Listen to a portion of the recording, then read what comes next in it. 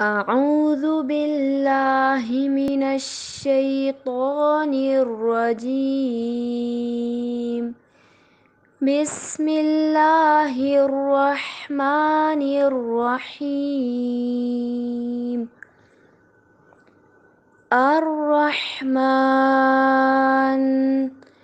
علم القرآن خلق الإنسان علمه البيان. الشمس والقمر بحسبان والنجم والشجر يسجدان والسماء رفعها ووضع الميزان ألا تطغوا في الميزان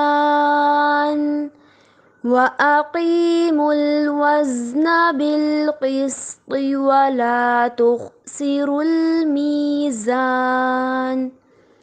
والأرض وضعها للأنام فيها فاكهة والنخل ذات الأكمام والحب ذو العصف والريحان.